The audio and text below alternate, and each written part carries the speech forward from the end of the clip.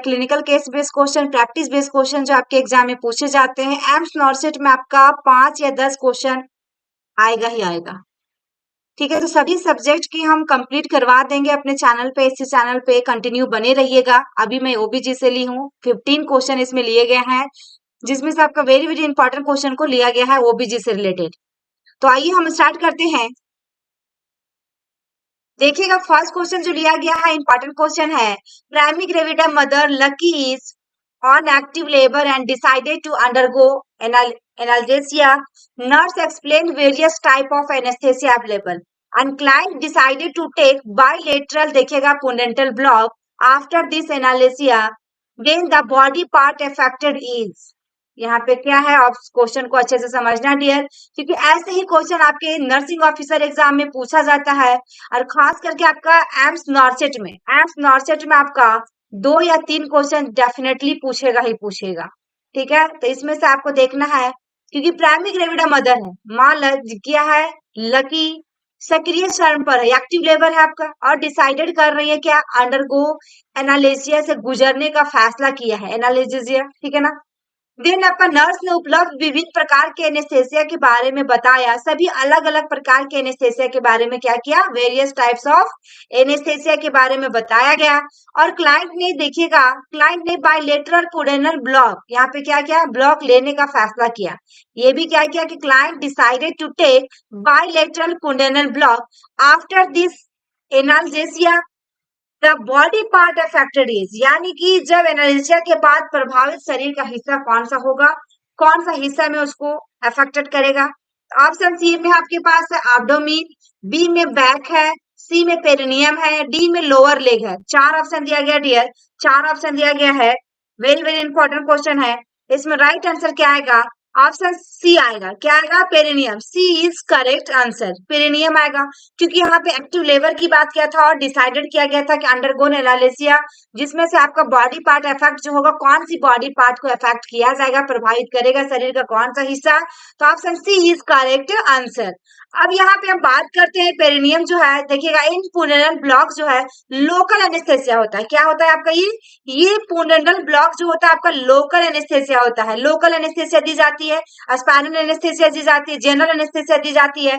तो is injected into the pudendal canal where the, देखिएगा, pudendal nerve is located. This allow give pain relief to perineum. क्योंकि क्या होगा, pain relief to perineum, vulva and vagina. In spinal anaesthesia या फिर epidural anaesthesia body below a part of injection is non such as abdomen and lower legs. ठीक है, यदि आपका इससे क्वेश्चन रिलेटेड आता है कि स्पाइनल एनेस्थेसिया फिर एपिड्यूरल एनेस्थेसिया देने के बाद कौन सा बॉडी पार्ट को अफेक्ट करेगा, तो आपका एब्डोमेन होगा और लोअर लेग्स होगा। ठीक है, तो यहाँ पे देखिएगा हिंदी में भी दिया गया कि यह पेरिनियम योनि या योनि का त्वरित दर्द से राहत देता है। जैसे कि हम डिलीवरी के टाइम में क्या करते हैं, जाइलोकेन 2% लगाते हैं, या फिर ईपी देते हैं, ईपी देने से पहले भी उसको हम लगाते हैं, ताकि उसको क्या हो, थोड़ा बहुत पेन को रिलीव किया जा सके, दर्द को कम किया जा सके, इसलिए दी जाती है। ठीक है, तो ये वेरी वेरी इंपॉर्टेंट क्वेश्चन रहा। नेक्स्ट क्वेश्चन की ओर मूव करते हैं। नेक्स्ट क्वेश्चन आपका है, देखिएगा, आप प्राइमरी ग्रेविडा मदर है with 16 + 5 weeks of period of gestation. कितना है, 16 + 5, यानी कि कितना हो जाएगा आपका 21 weeks of gestation. Is diagnosed with placenta previa. जब डायग्नोज किया गया उसको, तो क्या निकला उसका, placenta previa. She asked the nurse what the management for this condition. is most appropriate response from the nurse is, गर्भावस्था के 16 + 5 सप्ताह की अवधि के साथ एक, देखिएगा, आदिम माँ को प्लेसेंटा प्रीविया का निदान किया जाता है. उसने नर्स से पूछा कि इस स्थिति के लिए प्रबंधन क्या होगा, और नर्स का सबसे अच्छा उपयुक्त जवाब क्या मिला. इमीडिएट सिजेरियन सेक्शन कराना होगा, या अबॉर्शन, या सेफगार्ड मदर लाइफ, या ब्लड ट्रांसफ्यूजन कराना होगा, या activity restrictions and bed rest. 4 option दिया गया डियर, 4 ऑप्शन दिया गया है. यदि आपको ऐसे ही क्वेश्चंस लगातार चाहिए, आपको कमेंट बॉक्स में कमेंट करना पड़ेगा कि मेरे को इस सब्जेक्ट में रेशनल बेस्ड चाहिए या स्किल बेस्ड चाहिए, प्रैक्टिस बेस्ड क्वेश्चन चाहिए. जिस सब्जेक्ट में आपको चाहिए उस सब्जेक्ट को आप इसमें कमेंट बॉक्स में कमेंट कर सकते हैं. सभी सब्जेक्ट के मेरे पास प्रीवियस ईयर के पेपर पड़े हुए हैं, जो स्किल बेस्ड क्वेश्चन जो पूछा गया है वो भी है, एंड इंपॉर्टेंट क्वेश्चन भी मेरे पास है. तो आपको कमेंट बॉक्स में कमेंट जरूर करना है. ठीक है, तो यहाँ पे देखिए राइट आंसर जो हुआ आपका क्या हुआ, activity restrictions and bed rest, क्योंकि यहाँ पे पूछा गया कि प्लेसेंटा प्रीवियस साथ में, क्योंकि यहाँ पे 21 वीक्स ही हो रहा है, 16+5 है ना, 16+5 16 4 20 रहेगा, किस सप्ताह की है, अभी तो उसका डिलीवरी होगा नहीं, उसको क्या करना, बेड रेस्ट की सबसे ज्यादा जरूरत है। यहाँ पे एक्टिविटी रिस्ट्रिक्शंस, कोई भी काम नहीं कर सकती एंड बेड रेस्ट उसको चाहिए, ठीक है ना, बहुत भारी भरकम वजन वगैरह उसको नहीं उठाना है। यहाँ पे देखिएगा दिया गया है इसका रेशनल में डियर, रेशनल में यहाँ दिया गया है, देख पा रहे होंगे आप लोग, placenta previa is a condition which placenta cover all part of the service, क्या कर रहा है आपको, सभी सर्विस के सभी पार्ट को क्या कर रहा है, कवर कर रहा है, ठीक है ना, जिसमें से this condition is one of the causes for antepartum haemorrhage, क्या होगा उसका कारण क्या हो सकता है, एपीएच हो सकता है। Bleeding usually occur in the third trimester as uterus theme to prepare for delivery, LSCS जो indicate in the last trimester, note in the early period of gestation, blood transfusion is needed if severe bleeding, यदि बहुत bleeding हो रहा है उसको क्या करना पड़ेगा, blood transfusion. Then abortion is not treatment, abortion is not, देखिएगा not treatment choice for this condition, कोई जरूरी नहीं है कि उसको क्या करना, अबॉर्शन कराना होगा, सिर्फ और सिर्फ उसमें क्या था, एक्टिविटी को आपको क्या करना है, जो भारी भरकम वजन वगैरह उठाएंगे उसको मना करना है और रेस्ट लेने को कहना है। In the early periods of gestation when the placenta previa diagnosis is made, activity restrictions होगा and bed rest is needed as management, very very important question रहा डियर। और इसमें क्या होता है, जब भी प्लेसेंटा प्रीविया रहेगा तो एपीएच की प्रॉब्लम आएगी उसमें, यानी कि one most common causes of antepartum haemorrhage. तो इसमें राइट आंसर जो हुआ आपका ऑप्शन डी हुआ, जो कि वेरी वेरी इंपॉर्टेंट क्वेश्चन रहा आपका। नेक्स्ट क्वेश्चन की ओर मूव करते हैं। नेक्स्ट क्वेश्चन जो है, ड्यूरिंग द एंटीनेटल विजिट या primary gravida mothers, during the antenatal क्या हो रहा है आपका, विजिट हो रहा है, जिसमें से आपका क्या है, प्राइमरी ग्रेविडा मदर्स है, कंप्लेन ऑफ बैक एक वन सन कैम बैक, क्या है कंप्लेन, क्या कर रही है, बैक एक पेन हो रहा है, दर्द हो रहा है। देन उसके बाद came back to home after work, which among the following is the correct response from the nurse, nurse के द्वारा जो सही रिस्पॉन्स दी जाएगी, कौन सी रिस्पॉन्स है, कौन सी उत्तर दिया जाएगा निम्नलिखित में से, चार ऑप्शन दिया गया है। It is normal feeling and nothing do to do with it, या more rest is needed now, या प्रैक्टिस टेलर सिटिंग, या प्रैक्टिस पेल्विक फ्लोर एक्सरसाइज, यानी कि किजल एक्सरसाइज। तो यहाँ पे देखिएगा चार ऑप्शन में राइट आंसर जो होगा डियर, ऑप्शन सी होगा, practice tailor sitting, practice tailor sitting, ये ऑप्शन इसमें करेक्ट आएगा, क्योंकि क्वेश्चन में ये पूछा गया है कि परसों पूरी यात्रा के दौरान ये क्या दिन गर्भवती प्राइमरी ग्रेविडा मां ने काम के बाद घर वापस आने पर पीठ दर्द की शिकायत की, लेकिन निम्नलिखित में से नर्स ने क्या सही उत्तर दिया। तो यहाँ पे tailor seat exercise help you to make your thigh pelvic and hip muscles more flexible, very very important question है, क्योंकि किजल एक्सरसाइज करते थे हमारा पेल्विक का मसल्स बोन जो होता है क्या होता है, स्ट्रेंथ होता है, मजबूत करता है। और यहाँ पे टेलर सीट एक्सरसाइज हम करेंगे तो इसमें क्या होगा, हमारा थाई जो होगा, पेल्विक बोन होगा या हिप मसल जो होगा क्या होगा, फ्लेक्सिबल होगा, बढ़ेगा। This exercise help to reduce the back pain, तब इसमें क्या होगा, बैक पेन को हम कम कर सकते हैं। All other response and inappropriate for this situations, जितने भी ऑप्शंस और दिए गए हैं ये क्या अनुपयुक्त है, ठीक है ना, इनएप्रोप्रिएट आपका रिस्पॉन्सेस है। तो यहाँ पे राइट आंसर जो हुआ आपका ऑप्शन सी हुआ, C is correct answer. Next question की ओर मूव करते हैं। नेक्स्ट क्वेश्चन है देखिएगा, नर्स लकी, क्या है, nurse Lucky working in antenatal clinic was going through the maternal serum alpha fetoprotein, alpha fetoprotein, देखिएगा MSAFP, क्या है, maternal serum alpha fetoprotein values of their client, her client see notice elevated level of alpha, वही दिया हुआ आपका कि क्या level बढ़ा हुआ आपका, maternal serum alpha fetoprotein level के एलिवेटेड है, बढ़ा हुआ है। तो there is high chances for all among the following condition except मीडियर, एक्सेप्ट मीडियर, एक को छोड़कर, यानी परसोंपुर क्लिनिक में काम करने वाली नर्स जो आपका लकी है अपने मुकबिल के मात्र सीरम अल्फा फिटोप्रोटीन मूल्यों से गुजर रही थी। उसने देखिएगा मैटरनल सीरम अल्फा फिटोप्रोटीन के उच्च स्तर को देखा, तो निम्नलिखित में से किस स्थितियों में ऐसे सभी के लिए उच्च संभावना है, लेकिन एक को छोड़कर तीन ऑप्शन जो होगा इसमें क्या होगा, ये आपका मैटरनल सीरम अल्फा फिटोप्रोटीन जो होगा बढ़ने की चांसेस है, लेकिन हमारे एक को छोड़कर, लेकिन एक को छोड़कर, ठीक है ना। तो इसमें राइट आंसर क्या होगा dear, open neural tube defect, intrauterine fetal death, renal abnormalities, या गैस्ट्रेशनल ट्रोफोब्लास्टिक डिजीज, या gestational trophoblastic disease, right answer जो होगा ऑप्शन डी होगा, gestational trophoblastic disease, D is correct answer, D answer इसमें आपका क्या आया, राइट आया। यहाँ पे देखिएगा MSAFP, ठीक है ना, मैटरनल सीरम अल्फा फीटोप्रोटीन जो है इज यहाँ पे दिया गया है, इसमें से oncofetal protein produced by yolk sac, क्या है प्रोड्यूस, क्या उत्पादन कर रहा है, yolk sac and fetal liver, ये दोनों को उत्पादन की जा रही है। Elevated level of MSAFP indicate wrong gestational age, open neural tube defect हो सकता है, मल्टीपल प्रेगनेंसी, RX देखिएगा isoimmunization, IUFD anterior abdominal wall and renal abnormalities, low level indicate trisomy like Down syndrome, gestational trophoblastic disease, तो ये सब आपको देखने को मिल सकता है। तो यहाँ पे देखेंगे हम लोग क्या है कि देखिए यहाँ पे दिया गया है एक द्वारा निर्मित जल, देखिए जर्दी थैली और भ्रूण के जिगर द्वारा निर्मित एक देखिएगा ऑन्कोफेटल प्रोटीन है, यहाँ पे लिखा हुआ ना आपको क्या है आपका कि ऑन्कोफेटल प्रोटीन, ठीक है।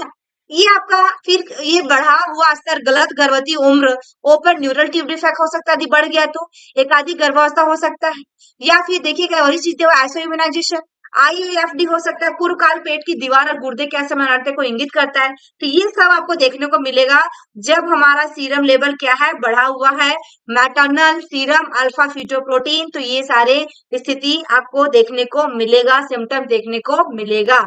वेरी वेरी इंपॉर्टेंट क्वेश्चन रहा डियर। नेक्स्ट क्वेश्चन की ओर हम मूव करते हैं। नेक्स्ट क्वेश्चन आपका है, देखिएगा ऑब्स्टेट्रिशियन जो है ऑर्डर कर रही है, ऑब्स्टेट्रिशियन जो है ऑब्स्टेट्रिशियन क्या कर रही है, ऑर्डर कर रही है triple test for antenatal mother, ठीक है। जो ऑब्स डॉक्टर है वो क्या कर रही है, आपका एंटीनेटल मदर के लिए triple test for one antenatal mothers. Mother asked the nurse regarding the test and nurse educate her about the test. Nurse understood the mother needs more education about the same. She identify which among the following as component of triple test. यानी कि प्रसूति विशेषज्ञ ने एक प्रसव पूर्व मां के लिए ट्रिपल टेस्ट का आदेश दिया। मां ने नर्स से टेस्ट के बारे में पूछा, क्योंकि यहाँ पे डॉक्टर ने क्या एडवाइस किया, ट्रिपल टेस्ट के बारे में, तो माँ की जाहिर सी बात है उसके मन में सवाल आएंगी कि आखिर ये टेस्ट होता क्या है। तो ट्रिपल टेस्ट के बारे में पूछा और नर्स ने उसे टेस्ट के बारे में क्या किया, बताया, क्या किया आपका, बताया। नेक्स्ट आपका क्या है, उसके बाद नर्स समझ गई कि माँ को इसके बारे में और अधिक शिक्षा की आवश्यकता है। तो nurse understood that mother needs more education about the किसके बारे में, टेस्ट के बारे में। विच अमंग द फॉलोइंग, फिर से आपका आदि उन्होंने ट्रिपल टेस्ट के घटक के रूप में निम्नलिखित में से किसे पहचाना। तो चार ऑप्शन दिया गया है, चार ऑप्शन दिया गया है, तो राइट आंसर इसमें क्या आएगा, राइट आंसर इसमें क्या आएगा, वेरी वेरी इंपॉर्टेंट क्वेश्चन, चार ऑप्शन है डियर, आप लोग भी इसकी राइट आंसर कर सकते हैं।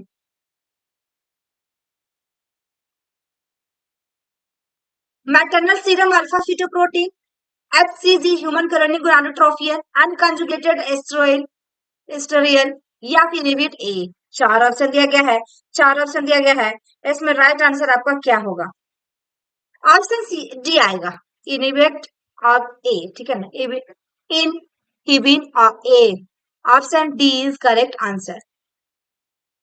इसके बारे में आगे देख रहे हैं, देखिएगा triple test is combined biochemical test होता है। ये क्या होता है, biochemical test, it includes maternal serum alpha fetoprotein HCG and unconjugated देखिएगा estriol. This test is done to diagnose Down syndrome in which ASAFP, ठीक है। Then and unconjugated estrol are low while HCG high. Inhibin is another biochemical marker which is not the part of triple test. It also used to diagnose the fetus with Down syndrome. यानी कि जो भी यहाँ पे बताया गया आपको, इस देखिएगा इसमें क्या बताया गया कि ट्रिपल टेस्ट एक संयुक्त जैव रासायनिक परीक्षण और इसमें maternal serum alpha fetoprotein HCG और देखिएगा यहाँ पे अनकंजुगेटेड एस्ट्रोल शामिल है। अनकंजुगेटेड एस्ट्रोल क्या शामिल है, यह परीक्षण डाउन सिंड्रोम का निदान करने के लिए किया जाता है। डाउन सिंड्रोम की बच्चा का कितना ग्रोथ हो रहा है, डेवलपिंग हो रहा है बेबी की नहीं, उस डाउन सिंड्रोम के लिए किया जाता है जानने के लिए। और देखिएगा संयुक्त एस्ट्रोल कम होते हैं जबकि HCG क्या होता है, उच्च हो जाता है जब बढ़ जाता है। तो यहाँ पे इनिविन एक अन्य बायोकेमिकल मार्कर है जो ट्रिपल टेस्ट का हिस्सा नहीं है। डाउन सिंड्रोम वाले भ्रूण का निदान करने के लिए भी इसका उपयोग किया जाता है। तो कौन सा उपयोग किया जाता है? इनिविन यहाँ पे जो दिया गया है आपका, एक ही उसको उपयोग किया जाता है, लेकिन इसके हिस्सा में नहीं आता है। लेकिन डाउन सिंड्रोम के पहचानने के लिए, जानने के लिए कि क्या हो रहा है बेबी का डेवलपिंग, तो उसके लिए इसको टेस्ट किया जाता है। ठीक है। नेक्स्ट क्वेश्चन है, nurse educator was taking class of undergraduate nursing students regarding किसके बारे में? फीटल वेलबींग के बारे में। Which among the following parameters identify by the nursing students as best reflections of fetal nutrition indicating class was effective? Class was effective. चार option दिया गया dear, यहाँ पे राइट आंसर क्या आएगी चार ऑप्शन में? तो class was effective.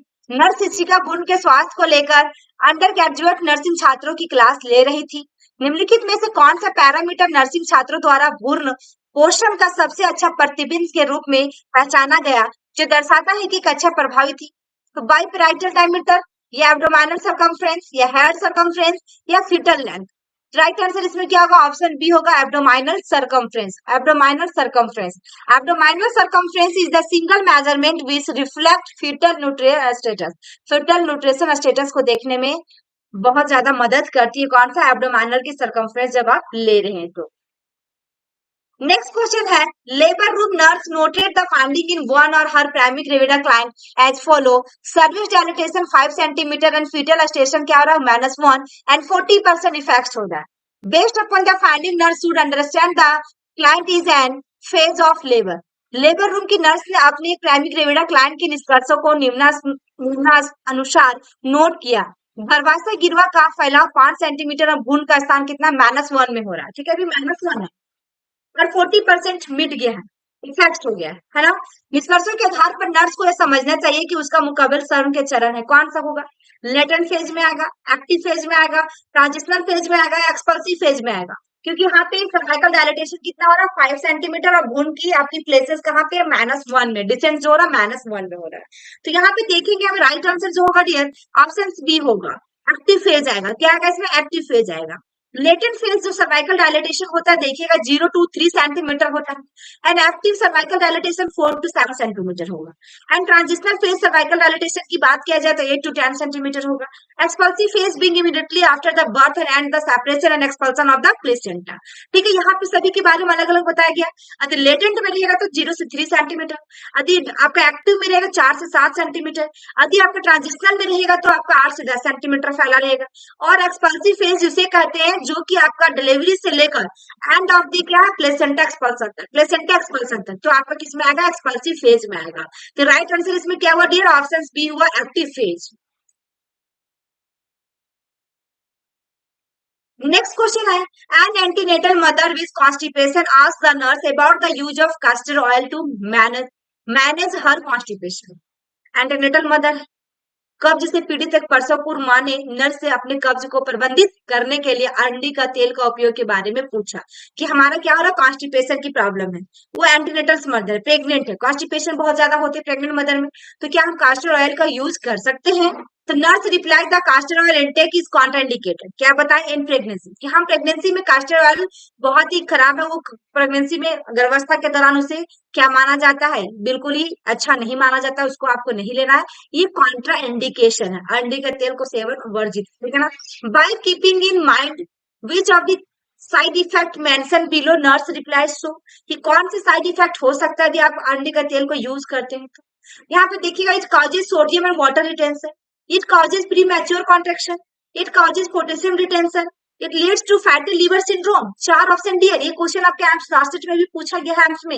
Right answer क्या होगा? ऑप्शन बी होगा, it causes pre mature contraction. क्या होगा? इस तेल को यूज करने से प्री मैच्योरिटी बेबी हो सकती है, बार बार उसका जब 7 से 8 महीना होगा तो उसकी जो यूट्रस की कॉन्ट्रेक्शन होगा, फ्रीक्वेंसी होगा, बार बार होगा, बेबी भी डिलीवरी जल्दी होने की चांसेस बढ़ जाती है। तो यहाँ पे castor oil is stimulate laxative which promote bowel evacuation but in pregnancy state it may stimulate premature uterine contraction, so it is contraindicated in pregnancy state। ये मतलब कि वो प्रेगनेंसी कंसीव नहीं है, ठीक है ना, नॉन आपका प्रेग्नेंट है तो उसमें आप क्या कर सकते हैं? दे सकते हैं, उसके लिए कोई प्रॉब्लम नहीं। लेकिन प्रेगनेंसी के लिए कॉन्ट्राइंडिकेशन है कौन सा? Caster oil.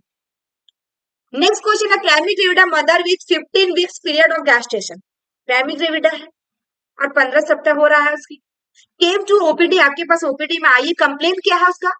एब्डोमिनल क्रैम्प्स हो रहा है, पासिस क्या हो रहा है? सेवरल सेवरल ब्लड क्लॉट हो रहा है, डायग्नोस्ड विथ इनएविटेबल अबॉर्शन। जब डायग्नोज किया गया तो साथ में आपको क्या मिला? इनएविटेबल अबॉर्शन, यानी कि टाइप्स ऑफ अबॉर्शन आप लोग पढ़िए, सभी अलग अलग टाइप्स के अबॉर्शन से। विच among the following is the priority nursing intervention? Primary gravity हमारे 15 सप्ताह की गर्भावस्था के साथ ओपीडी में पेट में ऐंठन और कई रक्त के थक्कों के पारित होने की शिकायत लेकर आई है और अपरिहार्य गर्भपात का निदान किया।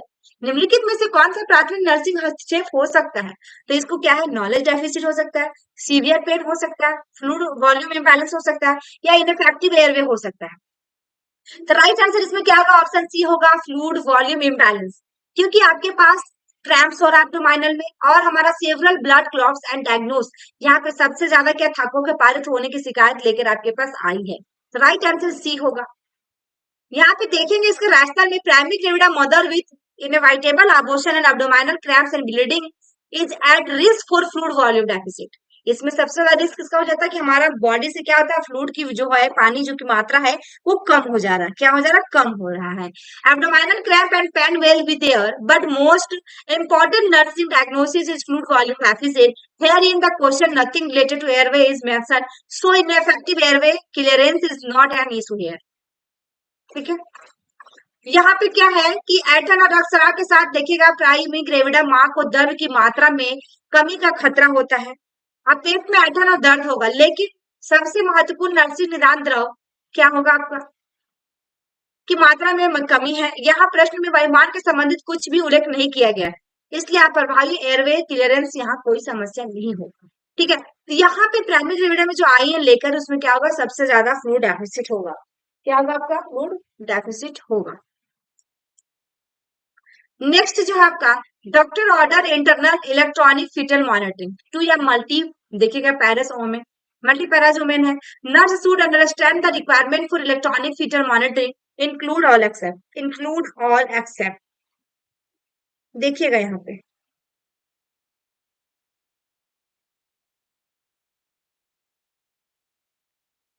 डॉक्टर ने बहुपत्नी महिला को आंतरिक इलेक्ट्रॉनिक भ्रूण निगरानी का आदेश दिया। नर्स को समझना चाहिए कि इलेक्ट्रॉनिक भ्रूण निगरानी की आवश्यकता में सभी शामिल है, लेकिन एक को छोड़कर। तो रप्चर मेम्ब्रेन या fetal station is at least -1. The cervix has minimum dilatation of 2 centimeter. या omen should provide with coronal block. ठीक है, राइट आंसर इसमें ऑप्शन डी होगा। कॉमेंट शुड प्रोवाइड क्या करना होगा? विद साथ में कोरोनल ब्लॉक, जिसमें हम अभी जस्ट पढ़े थे कि बैक पेन होगा उसको रिलीफ किया जा सकता है। इसमें हिप वगैरह और आपका पेल्विक मसल से होगा, जो क्या होगा? फ्लेक्सिबल होगा। इससे पहले वाले क्वेश्चन में हम लोग देख चुके हैं। ठीक है, यहाँ पे देखिए internal fetal monitoring involve attachment of an electrode to part of the baby body close to the cervix, except option D जो हो रहा all are the pre requires for internal fetal monitoring, क्योंकि यहाँ पे एक्सेप्ट ने पूछा, dear accept एक को छोड़कर। तो ऑप्शन सी है इसमें आएगा, बी आएगा, सी आएगा, लेकिन डी इसमें नहीं आएगा क्योंकि इसमें एक्सेप्ट में पूछा गया है। आंतरिक भ्रूण की निगरानी में गर्भाशय गिरवा के करीब बच्चों के शरीर के हिस्से में एक इलेक्ट्रोड का लगाव शामिल होता है और विकल्प डी को छोड़कर सभी आंतरिक भ्रूण निगरानी के लिए पूर्वापेक्षित है। डॉक्टर अंडरस्टूड यहाँ पे order internal electronic fitter monitoring की बात किया, जो कि मल्टी पैरा वुमेन है, एक से ज्यादा उसकी बेबी है। बहुपत्नी महिला को आंतरिक इलेक्ट्रॉनिक भ्रूण निगरानी का आदेश दिया। नर्स को समझना चाहिए कि इलेक्ट्रॉनिक भ्रूण निगरानी की आवश्यकता में सभी शामिल है, लेकिन एक को छोड़कर। ठीक है, नेक्स्ट है, nurse was going through the file of your client with a diagnosis of pregnancy induced hypertension. क्या है आपका? Induced hypertension. What all are the sign and symptoms reported in her file? Nurse गर्भावस्था से प्रेरित उच्च रक्तचाप के निदान के साथ एक ग्राहक की फाइल देख रही थी। उसकी फाइल में बताया गया सभी संकेत और लक्षण क्या है? Protein urea, weight gain, double vision. Protein urea, vaginal bleeding and double vision. Weight gain, double vision, vaginal bleeding. Protein urea, weight gain, vaginal bleeding. क्योंकि आपका क्या है कि नर्स गर्भावस्था से प्रेरित उच्च रक्तचाप के निदान के साथ एक ग्राहक की फाइल देख रही थी। उसकी फाइल में बताए गए सभी संकेत है और लक्षण है। राइट आंसर इसमें ऑप्शन सी होगा, प्रोटीन यूरिया, वेट गेन और डबल विजन। यहाँ पे देखा जाए, it is a form of high BP during pregnancy, sign and symptoms of induced high blood pressure. Proteinuria, swelling in your face and hands में आएगा, puffiness of face, है ना, जिसमें आपका इंड्यूस हाइपरटेंशन होता है, pregnancy induce hypertension, headache that does not go away, problem including blood vision रहेगा, seeing support रहेगा, pain in your upper right abdomen में रहेगा, और ट्रबल इन ब्रीदिंग रहेगा। तो ये सारे सिम्टम्स मिल सकता है यदि आपका प्रेगनेंसी के दौरान बीपी बढ़ा हुआ है तो। जैसे एक्लेम्सिया, प्री एक्लेम्सिया भी होता है, प्री एक्लेम्सिया में भी जाएगा। प्री एक्लेम्सिया में आपका क्या होता है, प्री एक्लेम्सिया में आपका प्री एक्लेम्सिया में आपका कन्वर्जन नहीं रहेगा, बाद बाकी उसमें क्या रहेगा, प्रोटीन्यूरिया, बीपी बढ़ा हुआ रहेगा, ठीक है ना, और उसमें कन्वर्जन नहीं आएगा। तो कन्वर्जन किस में आएगा, एक्लेम्सिया में आता है। नेक्स्ट क्वेश्चन है, doctor order oxytocin infusion to primary gravida mothers along with the oxytocin infusion order what else doctor would order। Doctor ने एक प्राथमिक माँ को ऑक्सीटोसिन आसव का आदेश दिया, क्या देना है यहाँ पे, ऑक्सीटोसिन इन्फ्यूजन करना प्राइमरी ग्रेविडा मदर्स को। ऑक्सीटोसिन आसव आदेश के साथ डॉक्टर और क्या आदेश देंगे, और क्या देंगे साथ में, इनटेक आउटपुट मॉनिटरिंग करना है, वेजाइनल ब्लीडिंग कैरेक्टरिस्टिक्स, या नील पर ओरली, या फ्यूटल मॉनिटरिंग। चार ऑप्शन दिया गया डियर, चार ऑप्शन दिया गया है, इसमें आपका राइट आंसर क्या होगा, राइट आंसर इसमें क्या आएगा, इसमें राइट आंसर जो होगा ऑप्शन सी होगा, intake output, intake output monitoring करना है चार्ट, ठीक है ना, चार्ट मॉनिटरिंग करना है। ऑक्सीटोसिन ये जो हार्मोन होता है with side effect of water intoxication, किसके लिए है आपका, वाटर इंटॉक्सिकेशन के साथ ये साइड इफेक्ट होता है oxytocin. Due to this side effect of monitoring of intake and output is needed along with the drug, fetal monitoring is needed for all women admitted in labor room, not only for women with oxytocin infusion। oxytocin infusion receiving women strictly would have intake output monitoring। यदि oxytocin आप दिए हैं तो उसको सबसे ज्यादा आपको क्या करना होगा, इसका इंटेक और आउटपुट चार्ट मेंटेन करना होगा। नेक्स्ट क्वेश्चन, आप mother with 39 plus 3 weeks, 41 weeks हो गया, टोटल कितना हो गया यहाँ पे, 41 वीक्स, 42 वीक्स हुआ, ठीक है ना, 3 है प्लस में, तो 39 plus 3 weeks period of gestation is her second stage of labour. कौन सा स्टेज में आपका है, एक तो आपका क्या है, आपका 39 प्लस 3 वीक्स का gestation है, और सेकेंड स्टेज ऑफ लेबर में है। तो during this stage how frequently the contraction need to be monitor. इस स्टेज में, इस चरण के दौरान कितनी बार जो कॉन्ट्रेक्शन की निगरानी करने की आवश्यकता होगी आपको, कितनी बार होनी चाहिए। तो यहाँ पे देखा जाए, ऑप्शन सी में 5 मिनट, बी में 10 मिनट, सी में 15 मिनट, डी में 30 minute. Very very important question है डियर, इसी क्वेश्चन से आपका पूछा जाता है management of third stage of labour, या सेकेंड स्टेज में क्या होगा, फर्स्ट स्टेज में क्या होगा, तो इससे क्वेश्चन आपका आएगा ही आएगा। राइट आंसर इसमें ऑप्शन सी आएगा, 15 minutes. Second stage of labour start with fully dilated cervix हो जाता है, डिलीवरी ऑफ द बेबी तक हम क्या करते हैं, सेकेंड स्टेज करते हैं। In this stage, nurse needed to monitor strength, frequency and duration of contraction every 15 minute. प्रत्येक 15 मिनट में क्या करना, उसकी फ्रीक्वेंसी के साथ, उसकी ड्यूरेशन के साथ, उसकी कॉन्ट्रेक्शन, यूट्राइन कॉन्ट्रेक्शन होना जरूरी है। If any maternal or child issue is detected, monitoring needs to be done more frequently। सर्व का दूसरा चरण बच्चे की डिलीवरी के लिए पूरी तरह से फैली हुई गर्भाशय गिरवा से शुरू होता है। इस अवस्था में नर्स को हर 15 मिनट में शक्ति आवृत्ति संकोचन की अवधि की निगरानी करने की सबसे ज्यादा आवश्यकता होती है। यदि किसी मातृ या बच्चे की समस्या का पता चलता है तो निगरानी अधिक बार की जानी चाहिए। यदि किसी मातृ या बच्चे की समस्या, ठीक है ना, यहाँ पे लिखा गया इफ एनी मैटरनल और चाइल्ड इश्यू जो होता है डिटेक्ट किया जा रहा है, उसको उससे और ज्यादा मॉनिटरिंग करने की जरूरत है। उसके वाइटल साइन लेना होगा, उसकी कॉन्ट्रेक्शन कितने टाइम में हो रहा है, कितने बार हो रहा है, ये भी आपको चेक करते रहना है। तो राइट आंसर इसमें क्या हुआ आपका, ऑप्शन कौन सा हुआ, option C is correct answer. Next question है, while doing antenatal examination to a client in her first trimester, doctor noticed her fundal height is more than the actual period of gestation। जब आप examine कर रहे हैं antenatal mother's को तो first टाइमिस्टर है, और डॉक्टर क्या नोटिस किया कि fundal height is more than the actual period of gestation, यानी कि जितना वो लेकर आई है आपके पास एलएमपी लास्ट मंथ में जो होता है पीरियड्स, उसका लास्ट मेंस्ट्रुअल पीरियड, उससे ज्यादा आपको पता चल रहा है कि नहीं। इसका पेट देखने के बाद, एब्डोमेन देखने के बाद, he diagnose the gestational trophoblastic disease and order ultrasound. What will be the finding in ultrasound. देखिएगा पहली तिमाही में क्लाइंट की प्रसवपूर्व जांच करते समय डॉक्टर ने देखा कि उसकी फंडल हाइट गर्भ की वास्तविक अवधि से अधिक है। फंडल हाइट जो उसका शो हो रहा था उससे ज्यादा उसको पता चल रहा था कि 3 महीना की है। यहाँ पे लिखा गया कि क्लाइंट एक प्रसवपूर्व जांच करते समय डॉक्टर ने देखा कि उसकी फंडल हाइट गर्भ की वास्तविक अवधि से अधिक है।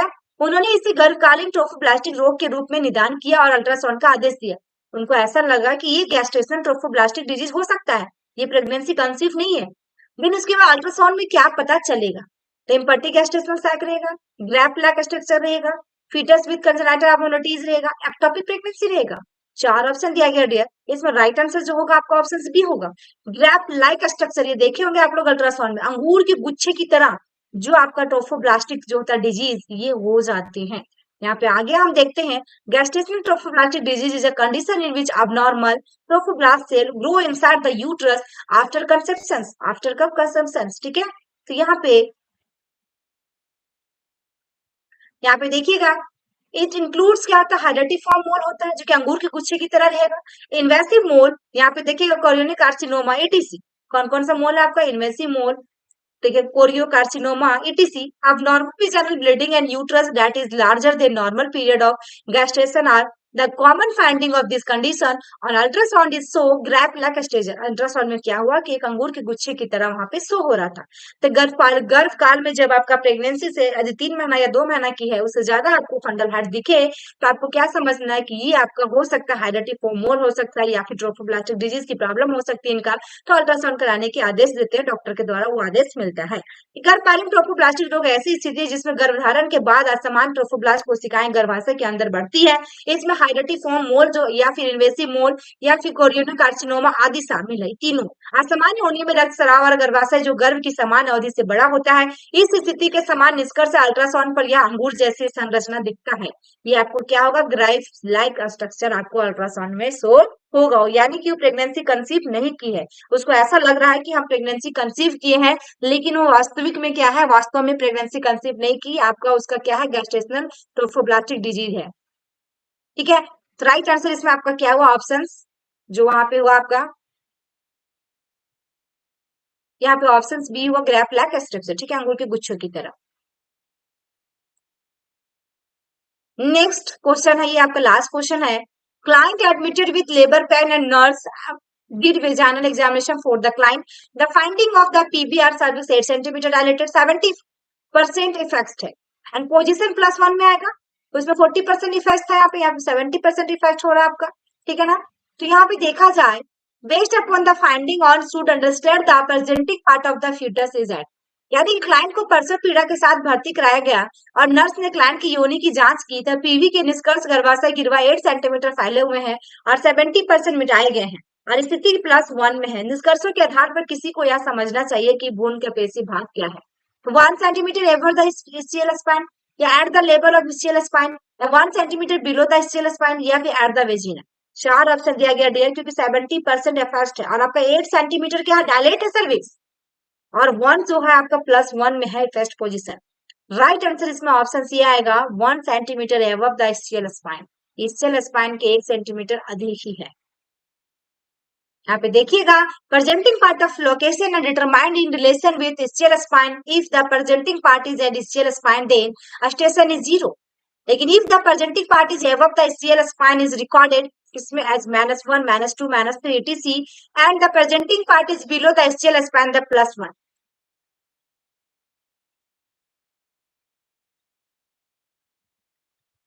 ठीक है, यहाँ पे राइट आंसर इसमें क्या होगा, सी ऑप्शन है, ठीक है ना, बिलो है, क्योंकि यहाँ पे बिलो है, ठीक है ना।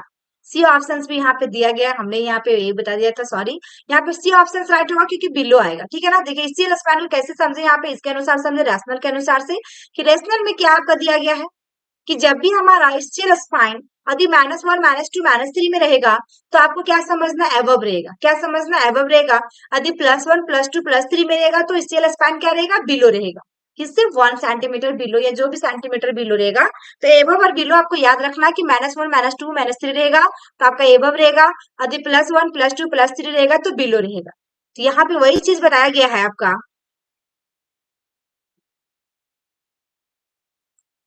इस्चियल स्पाइन के संबंध में भाग का स्थान निर्धारित किया जाता है। अधि प्रस्तुत करने वाला भाग इस्चियल स्पाइन पर है तो स्टेशन शून्य है। अधि प्रस्तुत करने वाला भाग इस्चियल स्पाइन के ऊपर है तो -1 -2 -3 है। आदि रूप के दर्ज किया जाता है। अधि प्रस्तुत करने वाला भाग इस्चियल स्पाइन के नीचे है तो +1 +2 +3 ये चीज यहाँ पे समझाया गया है। तो यहाँ पे वही है कि इस्चियल स्पाइन क्या बताया कि determine the relation with ischial spine, जो लॉकेट किया गया presenting part of location is determine the relation with ischial spine. तो प्रेजेंटिंग पार्ट इसका क्या रहेगा, इस्चियल स्पाइन का 0 रहेगा। बाद बाकी एबव रहेगा तो -1 -2 में जाएगा और बिलो रहेगा तो +1 +2 में जाएगा। तो ये थी हमारे आज की वीडियो जो 15 क्वेश्चन लिए गए हैं। आई होप कि आपका आंसर